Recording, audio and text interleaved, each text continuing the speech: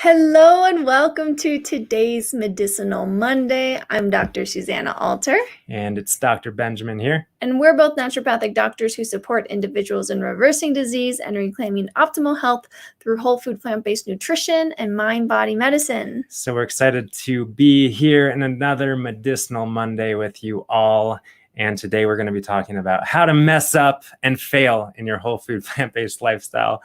And obviously this is a little satirical, but this is what people want to hear more about. This is where people get hung up on, is just really the boots on the ground, just the practical application of staying the path. And I guess, that's what we're doing here. That's why we exist. I was actually just having a conversation, just quick tangent, this morning with a friend, and I was just realizing that I exist because people screw up, or people have a tendency to screw up, have a tendency to overthink things, have a tendency to complicate things, have a tendency to be confused about their health. And that's why we exist, and it's okay. So that's kind of in a nutshell. And to start with, it's okay if we fail or screw up or have a tendency to slip and fall and whatever it might be, because that allows us to keep doing what we do. And we love doing what we do. I mean, if you were perfect, and you are, but if humanity was perfect, we'd find something else to do, right?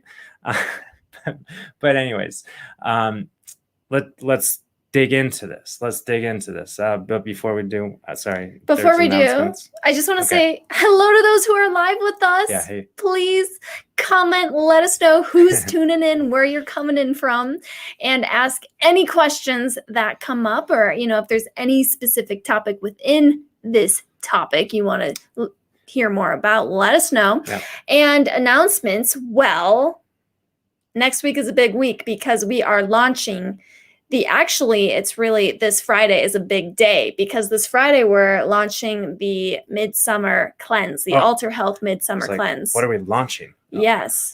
We're starting it. Yeah, we're starting. We're starting the cleanse this weekend. So if you're still on the fence, there's still time to join alter.health/cleanse to learn more. Any other announcements? That's it. Okay. So Dr. Susanna, you're the gentler one when it comes to screwing up and failing. And I mean, I'm pretty kind with myself and humanity, but I feel like my words tend to be much more blunt and to the point. And it's like, just come on already, do the dang thing. That being said, we all do the dang thing when the natural, intrinsic inspiration from within comes to the surface. So we can sit here and blabber about all of the benefits of whole food plant-based eating till the dogs come home, or whatever they say. And that doesn't really mean anything until something happens inside of you. And that something is unique and different for us all. But usually once it happens, once the light turns on, then we're set. Then we're good to go. Then we are completely connected with that forever present wellspring of inspiration that just keeps us focused and on track. But if you're still struggling, if you're still kind of like in your head about it, if you haven't quite nailed it down and gotten the intrinsic insight or inspiration, yeah, we've got some tips. What are yours, Dr. Susanna? Well, yeah, I mean, I think that this conversation, because of course, what the community asked for was tips on how to stay on track with whole food plant-based eating. And Ben was like, well, let's go at this at a different angle. Let's talk about how to fail. And so we're going to what not to do. Yeah, what not to do, essentially. But I think in this conversation, we can, of course, go over some practical tips that help with the logistics of eating whole food plant-based. But the deeper thing is what you're saying, Dr. Ben. You know, in order to create that sustainable change, it needs to come from a deeper place inside. No amount of organization or preparation or discipline is going to help us stay on. I mean, yes, it can help us stay on track, but that alone is not going to be enough to sustain this lifestyle. Because we're all going to have our hard day. We're all going to be caught up in a pinch. We're all going to be traveling or stressed or, you know, have no time or family circumstances or disaster, whatever. And of course, it's okay to go to the drive-through or whatever. Like, we don't have to judge ourselves for doing that. But there are ways to stay the path, stay the course, not sacrifice or sabotage your health and your well-being when disaster strikes. Yeah. And I think, you know, at the top of the list, just what we do personally, what we hear in our professional work is that preparation is like the name of the game, you know? What does that mean? Like going to the grocery store, going to the farmer's market, going to your food store and getting the food, getting stocked and staying stocked with the food. And it's really that simple, because as long as we're eating food, we're going to be set. And what I'm getting at here is that one way to mess up is to not eat food. And that either means not eat enough food, not have enough food to eat, or eating stuff that isn't food. You know, the food-like substances that are kind of masked and packaged in boxes and plastic wrap and cans or whatever, that are full of a lot of non-food, food-like substances that taste good and satisfy our cravings and satisfy and hit our taste buds, but don't really satisfy our physiologic needs of nutrition. So eat food, that helps. Yeah. So just some real bullet point tips to help that that shopping experience.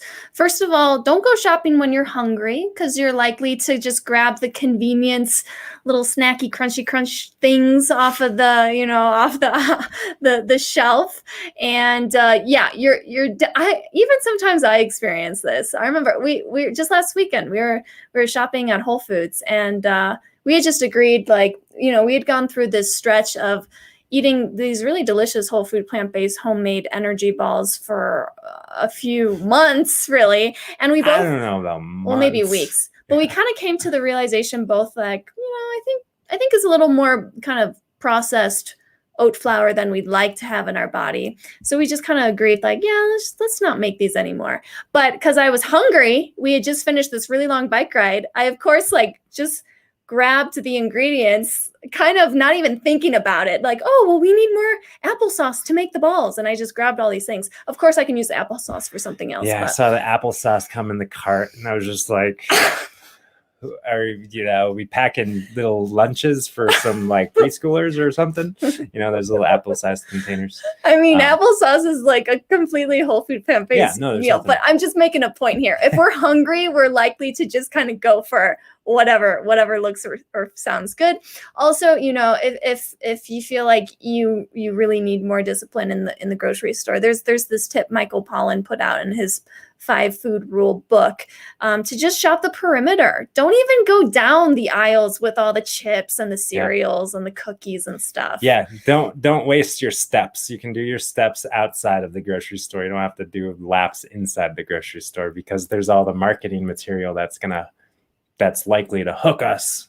Oh, we need a little of this. We need a little of that. We need a little protein powder. Yeah. We need a little energy drink. I think another big tip is to actually buy more of the whole foods than you think you'll need. Like, buy more potatoes than you think you'll need. Buy more bananas than you'll think you'll need. Even if you do buy a little bit too much, and by the end of the week you've got some veggies that look like they need to be used up, you can always cook them up and put them in the freezer to use later. Yeah. So buy more than you think you need of the whole foods, and also just have huge stashes of the staple dry foods on hand, like beans, rice, oats, all these things. Yeah. Then you don't need to keep going to the grocery store every time you run out. You've got a big stash at home. Yeah. Well, Susanna's got all these like real practical things that make a lot of sense. And I'm thinking of like these are kind of common sense things. Mm-hmm. And that's not to say they're commonly applied, but they're commonly thought and understood. But I think that one more deeper kind of thing where people get hung up on again is just again in the overthinking things and the analysis paralysis and the questioning. Because if we're like questioning, what should I do here? What should I do there? What should I do? What should I do? What's the best? Blah, blah, blah, blah, blah. If that's kind of active, we'll just call it stressful thinking is in place, then we're just going to resort to what status quo is, what everyone else is doing, what feels good, what we're used to. So relax and like trust and let go of the need to be perfect, that's for sure. And just embrace the humanity of the experience of like, whatever it looks like in the moment. But, and I think really what I'm trying to say is, in the world of diets and nutrition and nutritional science, where there's a lot of conflicting opinions, like a lot of people just want to, anytime they hear something that conflicts with something that they heard, then they want to like, then it just stops them in the tracks to like figure it out until they, understand it so they can make their next decision. And I'll just come up with an example for myself. Someone actually in our group a few months back brought up this article that was written about adding oil to leftover rice to lower the glycemic load or something of the oil and lower the glycemic load of the rice and to make the rice like more metabolically favorable. And that would be associated with like, better blood sugar and lower likelihood of weight gain and all of these sorts of things. And it was definitely conflicting with everything that I knew scientifically, biochemically. But I dug into that and I tried to understand. But in doing so, I didn't just like throw out the mountains of evidence that support an oil-free, whole food, plant-based lifestyle. I didn't like get stuck. It's possible to critically think and not be stuck, So just move forward, allow yourself to be moved forward. Mm-hmm. And it's okay to not understand everything because everything is never going to be fully understood. That's true in all aspects of reality. That's why science exists, to answer the questions that are still left unclarified. And it's okay to not have like the pinpoint precise answers that we seek. We can still follow the course and by the accumulated weight of evidence, make our informed decisions meal by meal.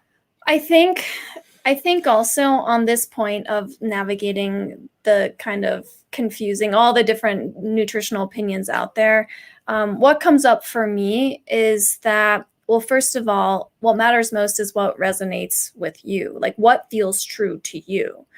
But I will also say that education really helps. The more that you really learn and you're following that curiosity, you're following that resonation of, or that, the feeling of, ooh, well, whole food plant-based makes sense. I want to learn more about that. The more you actually learn about how this way of eating supports physiology, supports health, the more confidence you feel in yourself, and the less likely you are to be swayed by someone's opinion.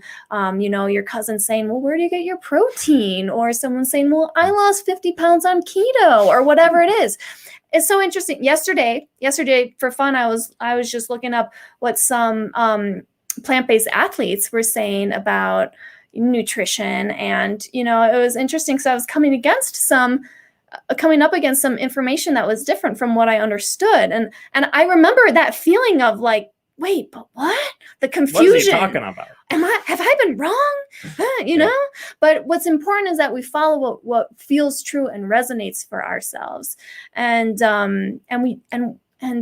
like I said, when we have more confidence because we have a broader, more foundational education and understanding, then we're less likely to be shaken when someone questions us or challenges Yeah. us. So we've got some really good questions in the chat here live in the Facebook group. And some of them are around the topic of eating enough. And this is a really good point that I'm glad is brought up here in the chat. So a good way to fail, in your whole food plant-based lifestyle is not eating enough. Because if you're not eating enough, you're going to be hungry. And then it's like, oh, I'm missing something. And then you go to the 4th of July barbecue and you smell the burgers and it's like, oh, that smells so good. And then you eat it and it's like, oh, I've got more energy. I knew I was missing the burger. Or maybe you know that like, you know the burger is actually not that good for you, but you still have the craving that's like insatiable and it's just like you're gripped by it. But if you're nourished, if you're eating enough, if you're meeting your nutritional needs, then you are much more likely to be free from the grip of those sorts of thoughts and cravings, excuse me. And on the topic, similarly, the question about like, how much do I have to eat? Do I have to force myself to eat when I'm not hungry? Well, of course not. You don't have to force yourself to eat. We do encourage you to eat more. That is the number one pitfall professionally that we see people fall into, is not eating enough. And then if you're not eating enough, then you're not getting enough vitamin C or magnesium or zinc or vitamin A or E or calcium or whatever it is, not to mention the macronutrients and fuel and protein, quote unquote, that your body needs. So you cover the bases simply and effortlessly just by eating enough. But that doesn't mean that you have got to stuff your face when you're not hungry. But chances are at some point you're going to get hungry. At some point your body's going to be like, I need more. And we want to encourage you to indulge and eat as much as you want of the green light foods that your body is fueled by. And a lot of people have a hard time doing that. It's like, okay, I'm not that hungry. I'm not that hungry. And then it's like, oh, I'm hungry. I'll eat like half of a potato with like a slice of avocado and like some green beans. Okay, I'm full. I'm full. Okay, I'm a little hungry again. Okay, I'll have like some carrot sticks and like a half a banana and like some orange slices. Okay, I'm full. But at some point, that's gonna like slowly drive into depletion, and then like you might think that you're getting enough, like psychologically, but physiologically you're actually depleted. But if we tune in and listen to that, then we can actually start to nourish ourselves the way that our body needs. And I think that sometimes it's a matter of what we see of like the metabolism kind of turning on to a greater degree once we get rid of a lot of the processed foods, a lot of the animal products, a lot of the oils that can cause the metabolism to function more sluggishly. And once we, strip those foods out and focus on the nutrient density, then over time, as our microbiome shifts, as our metabolism shifts, as our psychology shifts, then it's like things turn on, things click, and sometimes the floodgates open, and we just need to listen to the hunger that is natural. So long story short, don't stuff your face when you're not feeling hungry, but tune in and listen to your body's wisdom. Yeah. And, sometimes it doesn't make intellectual sense. Like like here I see someone say, well, I'm not that active. And, it's funny because even today I had the experience where it's like, this morning, what I did for my morning movement was not as much as, I did yesterday. It was just a shorter workout, and, it was a less active day for me. And at lunch, it was like, oh, I think probably 2 potatoes will be enough for me because it's a less active day for me. Well, no, I had to go back for a 3rd and a 4th potato. And it didn't really make sense of, well, why would I be hungrier today? But, every day our appetite changes. It depends on what we had the previous day. There's just so many factors. But one thing is constant. If you listen to your hunger and actually satiate it with the green light whole foods, not with junk foods, but with the good green light whole foods, then your appetite is going to regulate and your body is going to tell you when you need to eat more and when you need to stop. Yeah, and this applies if your goal is reversing autoimmune diagnosis, if your goal is releasing weight, if your goal is improving digestive function. It doesn't matter like what your health goal is. Optimizing physiologic cellular function and metabolism is the answer. And it's really, again, not that complicated. It's just a matter of putting in the good inputs, the real food, the carbohydrate rich, nutrient dense plants that are naturally lower in fat, just is how it equates to. But what else did we leave out in the topic of failure and messing up? I've got a few, because some big obstacles I hear from people are, I'm so busy, I don't have enough time to cook. Also, that I live in a household where my partner and kids don't want to eat this way. Those are two really, common objections I hear. And for the busy person, what I would say is that in the plant-based and stress-free group last week, I accidentally, but I think it was a good thing, I accidentally live streamed my ultimate meal prep tutorial. It was supposed to go for the Thrive on Plans people, but everyone got it. So it's a freebie and it's up on the group and you can check it out. We won't belabor all the points I made in that video. Well, it was like an 1.5-hour video. Well, it was a complete tutorial for people who like that kind of stuff. So anyway, yeah, preparation is really key. And if you work full time throughout the week, then find that time on the weekend where you can prep ahead, or just weave in the easy prep with things like slow cookers and Instant Pots and these appliances that make our lives so much easier. Yeah, and also having some repertory of like emergency meals, as we like to say, things that can be thrown together in a minute or two, that are whole food, plant-based, that are meeting your body's needs, and that are easy and quick, but not sacrificing quality. Yeah, but this is a big thing because, we think of a scenario where someone is hungry and they've got a fridge full of food that's already prepared. It's like, oh, it's as simple as opening the refrigerator door and assembling a meal. But if we don't have that and someone is getting hungrier and hungrier and hangrier and hangrier, then it's like, oh, what the heck? I'm just going to order a pizza, or what the heck? I'm just going to eat my kids' goldfish, or whatever it is. Yeah. And we heard, I remember it was a couple months back, we heard from someone who was having a busy day and they had a tendency to maybe in that scenario, like do a drive-through takeout sort of thing.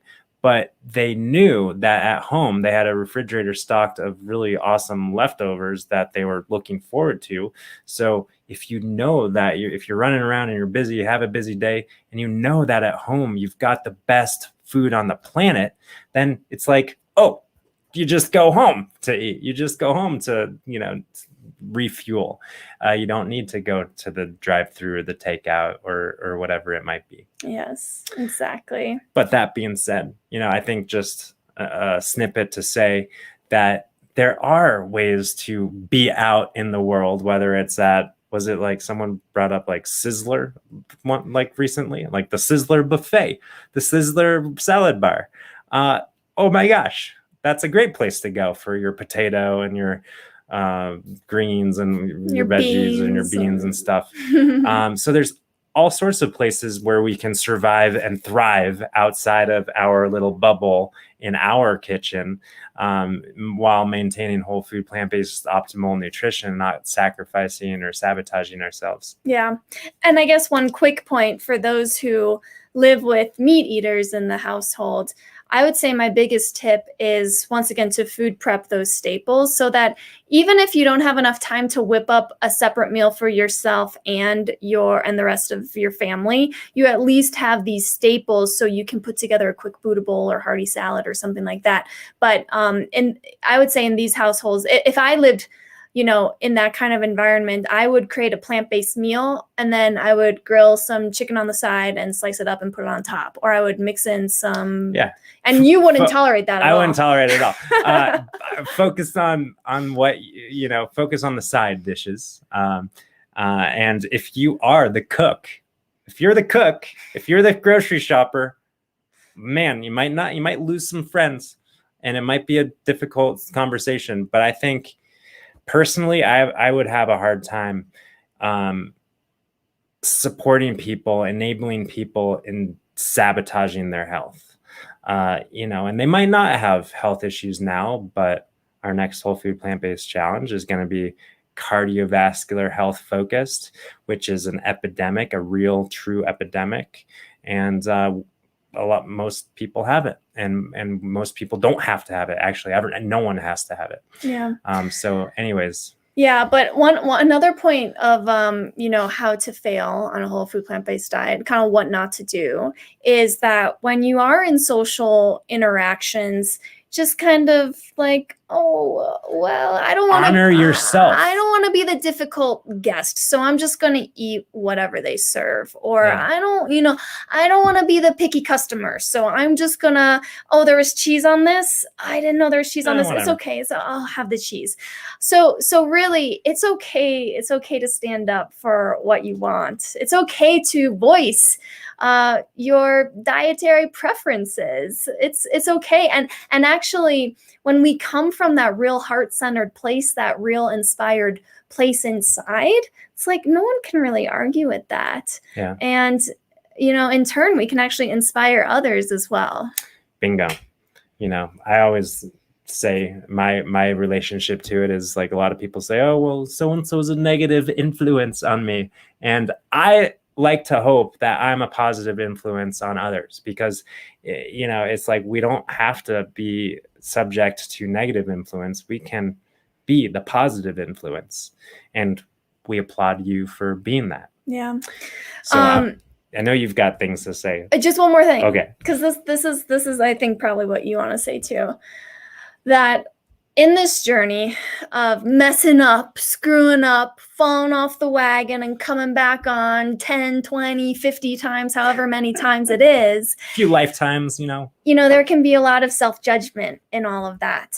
When we mess up, when we screw up, it's like we can be really harsh with ourselves and really judge ourselves. And so one point I'd like to bring up is that, if we slip up, if something happens, if, there's some oil that, whatever, I don't know, so many scenarios, right? It's okay. It's okay. We don't have to punish ourselves. We don't have to go through a big, long water fast or cleanse or anything. We can just start the next meal from our whole food plant-based understanding, and the body is resilient. The body's going to be okay. And even if we fell off the wagon for a week or a month or half a year or 2 years, it's never too late to get back on, and your body's going to thank you when you do. So rather than really judging ourselves, we can just think of it as a part of the learning process, because I'll say, from our perspective here, working with so many people, it's like my dad's analogy of snowboarding, where, I don't know if this is what I want to, let me say this, okay? And please don't rush me. But he always made this joke, like, oh, in order to learn snowboarding, you have to fall on your butt 500 times, and then you'll finally get it.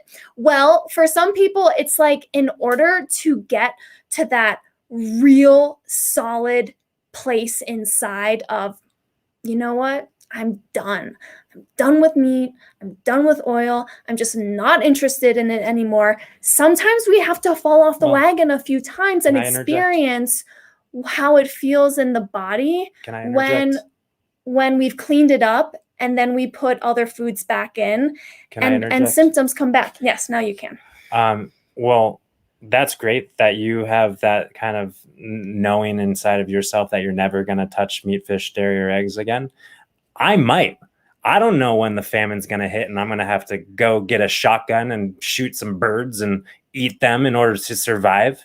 And I think it's very helpful maybe to just have the day-to-day kind of moment-to-moment like freedom to choose what's in our highest interest as we go. And we're not signing any contracts or making any vows to never do this or that.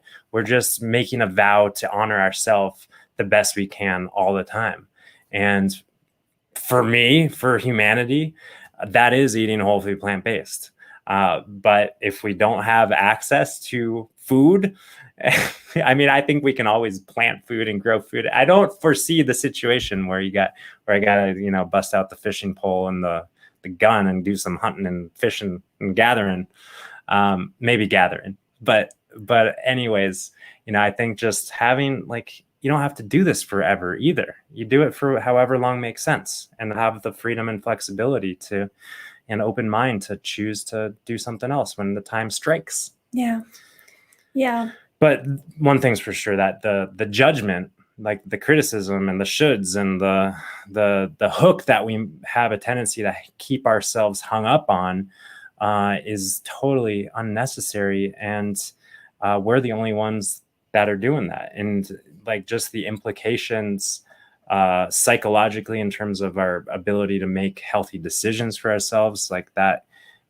really, shows up there. And then physiologically, in terms of like just the constriction and the immune suppression and the decreased circulation and the hormones and all the things from just like feeling resentful and bad and judged by ourselves. Yeah, but I want to go back to my point. Oh, okay. Because I didn't really get to finish it. And I want to just make it with a story, because I remember when we started eating whole food plant-based. We've been going for a half hour, Suze. I know, but I want to finish with this story. So Suze is gonna do it then. I remember when we were just starting to really eat plant-based, and I was in this phase of learning how much of that processed cheese stuff I could get away with without feeling bad, essentially. This was before we really knew the science of whole food plant-based eating. But I remember, it wasn't a normal thing that I ate, but we went out and we got a vegan pizza, and it was just smothered with, that diet cheese stuff. I don't remember. It was Colorado Springs. Do you remember? Oh, yeah. And I just remember the next day I woke up with this, it just stomach ache, like brick in my stomach kind of feeling. And from then on, I can say I have never had diet cheese, because there's been no interest, because I had that experience of, that didn't feel very good. So that's, I just wanted to bring that up with the falling off the wagon piece. It's always an opportunity. It can be so valuable. And then our choices of what we eat isn't coming from willpower or, I know that that's not good for me and I know I shouldn't eat that. It's coming from a place of knowing inside that that food doesn't really serve me. Yeah, it reminds me that oftentimes in our Thrive on Plants community calls, people were sharing wins, and so many of the wins are the quote unquote supposed losses, where it's like we have the insights, because we've got this learning orientation to our life. So that's a good point. If any of you feel like, you're in this phase where you could benefit from a little bit more support, more conversations like this, then come on into our Thrive on Plants program, where we meet weekly with the community on Zoom, and also take education in whole food plant-based nutrition to the next level. You also have access to us for support whenever you need.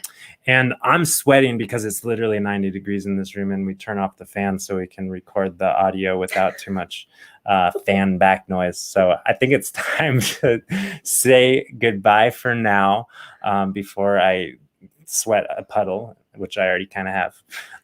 But we appreciate you, and know that you're doing awesome out there in your life. And we just applaud you for walking this whole food plant-based path, and keep it up. Peace and love, you guys. Till next time. Bye for now.